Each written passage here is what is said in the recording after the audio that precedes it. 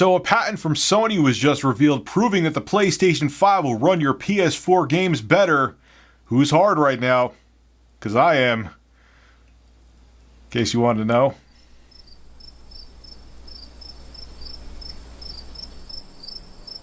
Skip it up and that up. So I've talked about a couple times how the PS5 is going to be backwards compatible with the PlayStation 4 and how easy it's going to be for the PS5 to be backwards compatible with the PS4 because the architecture is identical.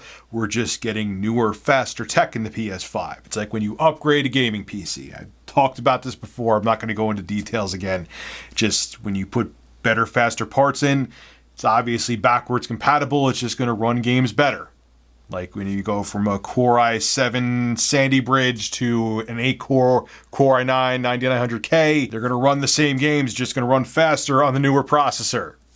It's that simple. Well, Sony on May 28th updated their backwards compatibility patent, and they show how easy it's going to be for developers to make sure their games run on the PS5. Their PS4 games, I mean to say, run on the PS5. And not only is it going to be easy to run the games on the PlayStation 5, it's going to make them run better than they would on the PlayStation 4. And that's pretty awesome. And here is the title of the patent. It's a very long name, so I'm going to have to look at my screen here for a second.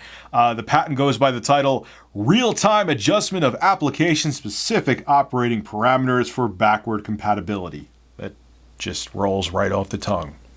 Now this is what the patent has to say. The performance of an application on a new device may be closely matched to the performance of that same application on the legacy device by tuning the operating parameters of the new device. Basically, what that means in a nutshell is that say you run a PS4 game on the PlayStation 5 and the developer doesn't want to tweak anything, they don't want to make it run better, all they have to do is just, lower the clock speed of the Zen 2 Ryzen processor, lower the clock speed of the GPU, and the game will just run identical to how it ran on the PlayStation 4. That's what that means in layman's terms. It also means developers aren't going to have to mess with the code of the game because if they could just tune the hardware to run the game how it would run on the PlayStation 4, they don't really have to do anything. They don't have to mess with the code that they wrote for the game. It's just going to work because they just could change a couple parameters around on the hardware of the PS5 and boom. There's your PS4 game running perfectly on the PlayStation 5. The patent also says, this process may be repeated until the operating parameters are set optimally for the application on the new system. To further optimize, one can adjust the execution of the new hardware to see if the application can be run faster on the new hardware without causing it to fail. Which means that if developers want their PS4 games to run better on the PS5, they can maybe leave the clock speed so long as it doesn't mess with the game and make it become unstable.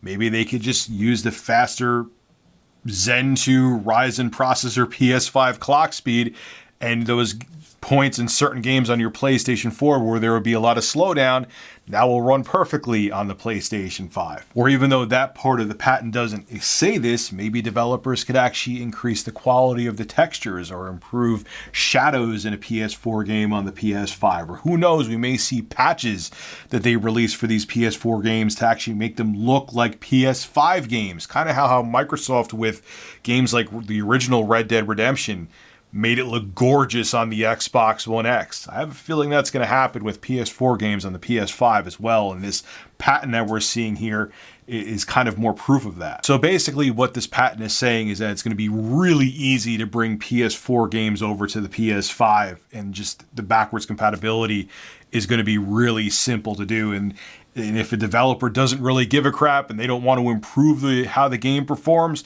they could just, release a patch that has settings that maybe, like I said, lowers the GPU clock speed and CPU clock speed inside of the PS5. Or if a developer wants to, they could utilize the horsepower of the PlayStation 5 to make their PlayStation 4 game run better. And hell, like I said, they could even release patches that may make the game look better. And with the architecture of the PlayStation 4 and PlayStation 5 being identical, just more powerful hardware inside of the PS5. Again, it's like upgrading a PC. This is going to be really simple to do, and it's going to be the norm with the PlayStation 5 and next-gen Xbox. And what's nice is we're not going to have to get a whole bunch of remasters like we did this generation, where we saw PS3 and 360 games come over to the PS4 and Xbox One, and they made us fork over a lot more cash for the games that we just bought for $60 last generation. But who knows, maybe they'll still try to sell us remasters, and unfortunately, we'll probably still buy them.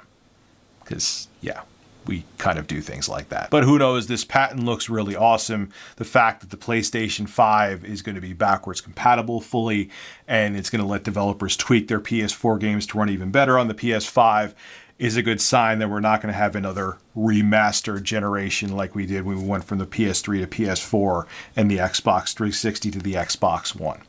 I'm looking forward to it. I'm glad that backwards compatibility is more of a priority now, and things are looking good for the 9th gen consoles. This is Rich, Review Tech USA, signing out. Have a good one.